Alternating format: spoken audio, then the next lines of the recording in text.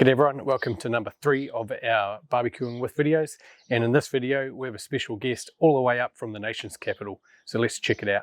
Alright, we're up here in Hamilton on a bit of a rainy Saturday, so we're indoors at the moment, but we're up here with Clint from Black Dog BBQ, who's travelled up from Wellington to be with us today, so thanks for coming along. No worries, man, no worries.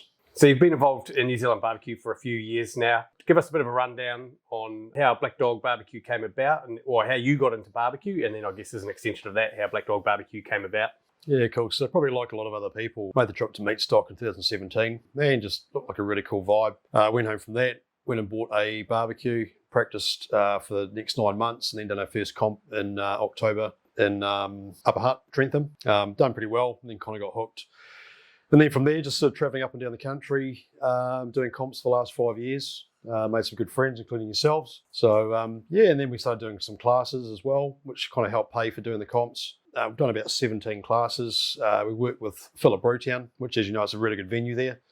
So we put together the yearly comp there as well. And that's growing every year as well, which is really cool. And then we kind of moved into doing a catering. So now we're actually catering some events, done our first one at Brewtown. Doing parties, different things as well. So it's kind of evolved over the years, and just a wide spectrum of barbecues. It's not just about doing comps. We actually enjoy doing a whole different things about doing barbecue. So it just keeps it interesting. Yeah, that's cool. It's good to have a bit of variety there. Absolutely. Okay, so you mentioned 2017 Meat Stock, which incidentally we were at the same Meat Stock. That's what got us into barbecue as well. So might have seen you there. And pretty common, right? Yeah, yeah. So what's something that you still really enjoy cooking? Yeah, you love to cook at home. What are your favourite sort of cuts of meat to cook?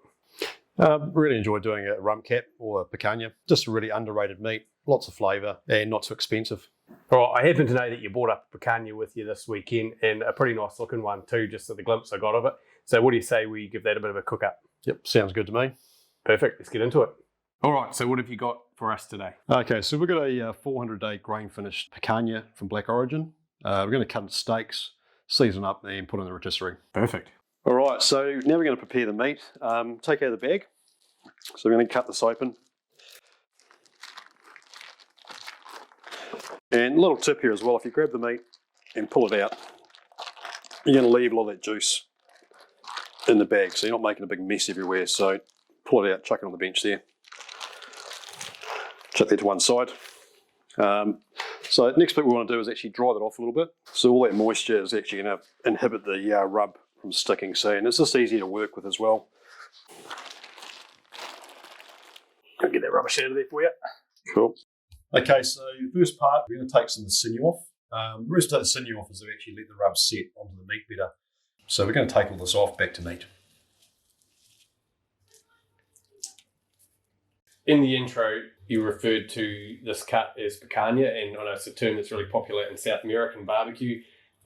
In New Zealand, if you were going to find a cut of meat like this on the shelf, what would it normally be labelled as? So in New Zealand, this is actually classed as a rump cap, which is becoming more popular. I mean, this the whole carne cook has actually been popular, mainly in Brazil, but it's sort of making a bit of a movement to Australia and New Zealand.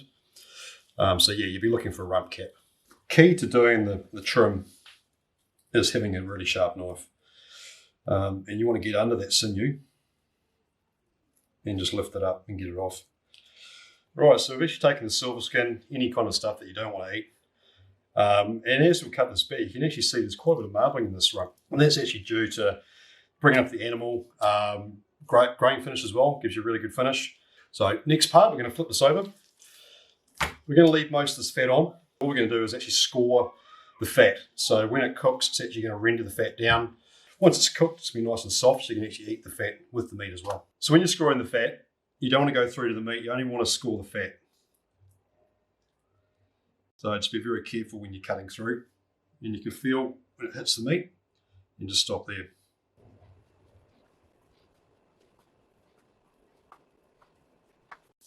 So a bit of a zigzag. So we've gone this way, we can go this way now.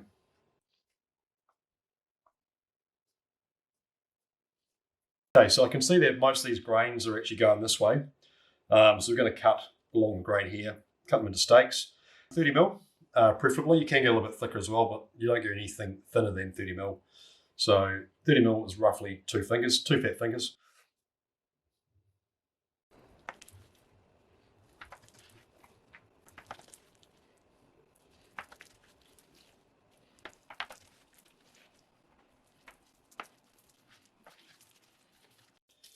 Okay, so we've got 5 decent chunks here we're going to put in the rotisserie.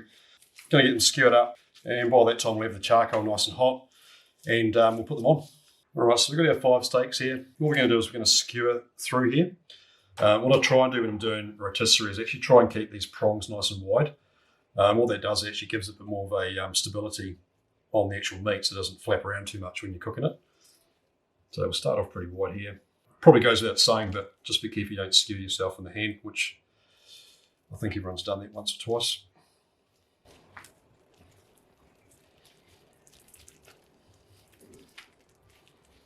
Okay, so these are actually a cup bigger than what I thought they were going to be. So we're actually going to do 4 today.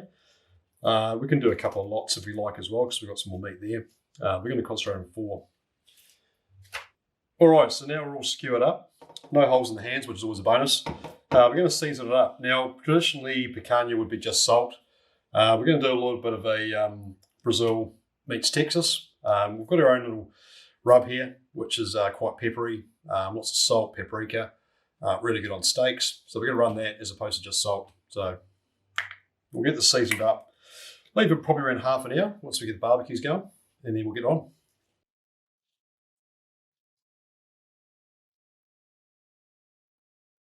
All right, that looks mint. That colour on that rub looks really amazing. So we're going to let that sit, like you say, for 30 minutes. So let's go out and have a look at what you're cooking on today and your barbecue setup. Cool, let's do it. All right, what barbecue are we going to be cooking on today? So we're going to be cooking on the Oklahoma Joe Bronco today. Cool, lads. All right, so do you want to take us through your setup for the rotisserie and how you're going to be running it today? Yep, let's do that. Okay, so we want to do a little bit of base layer with the lump charcoal. And we'll start rolling. We can always add some more later on. We don't want it too hot. We want to cook the meat nice and slow, but also caramelise. So there's a bit of a balancing act.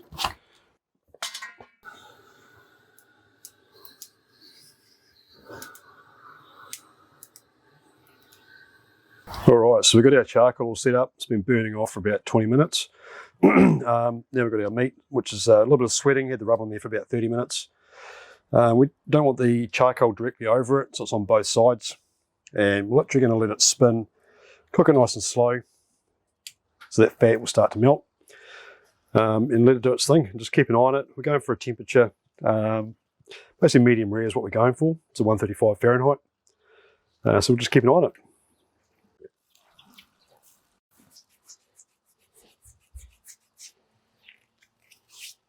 Okay, so these have been on about probably an hour 20. We're just going to check for temperature, get some good colour.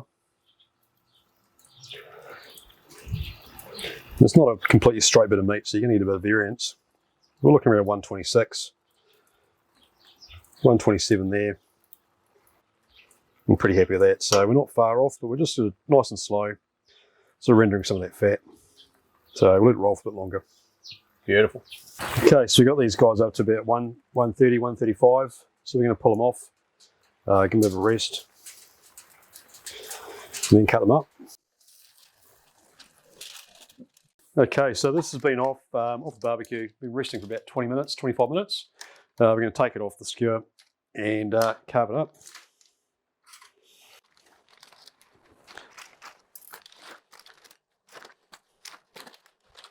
As we kind of described before, we actually cut along the grain. So the grain was going this way. So the reason we've done that, because now at this stage, we're actually going to cut straight across the grain.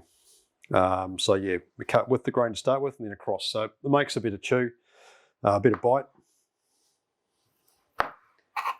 Oh, look at that audible thickness. Hold up a bit of that so we can have a little bit of a look. Pretty stoked with it, actually. All right, I've got to try a little bit of that because this looks amazing. Look at that. A little bit of steam coming off, a little bit of fat, a little bit of rub. That's good. Fat melts in the mouth as well. Oh, real good. I love the taste of the fat with the meat. You kind of get that saltiness from it. Yeah, it's not chewy at all. Like the fat's real nice and soft. Yeah, very ketogenic fat protein. Perfect. All right, we've sliced all these up. They look amazing. Obviously, we had a little taste. So, how are we going to serve these today? There's only one thing for it, actually. We're going to change the barbecue up a little bit. We're going to put a hot pan on, tallow up some wraps, and make some tacos with some chimichurri. Right, so we've cut our meat. We've set our barbecue up to bring the heat up a little bit to do our tacos. So we've raised our grate up a little bit. We've got some more direct heat onto the pan. What we're going to do, we actually put a tortilla in there, get a little bit of heat on the bottom. Once that's heating up, we actually put some tallow, put on top, get it to the edges. So we're toasting it from both sides. Once we're that, flip that guy over. Get some slaw in there. Some of these beautiful bits of meat.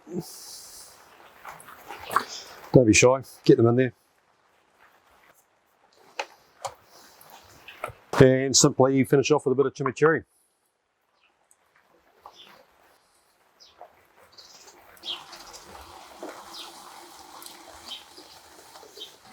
Beautiful. The colour looks really good.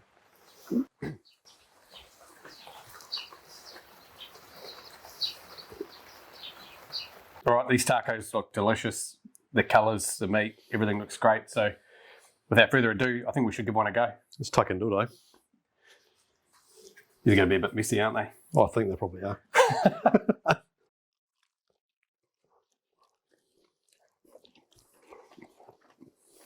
Synchronised bite there. Man, that's delicious. Chimichurri acidity, slaw, that meat is so tender. Yeah, chimichurri cuts through the fat nice.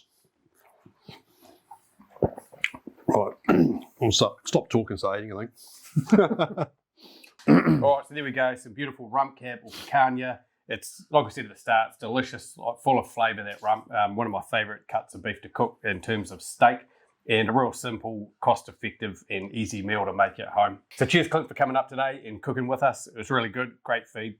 Happy to have you here. No, awesome, mate. No, great to come up. Yeah, good fun. Yeah, sweet as. And if you want to follow Black Dog BBQ, get on the socials. They're on the Instagram, Facebook. Check them out. They've got some great content. Also new website as well, www.blackdogbarbecue.co.nz as well. So there's recipes, videos, classes coming up as well. So yeah, go have a look. Wicked as. All right, hope you guys picked something up. As always, if you like our content, make sure you give us a thumbs up and a subscribe, and we'll see you on the next one.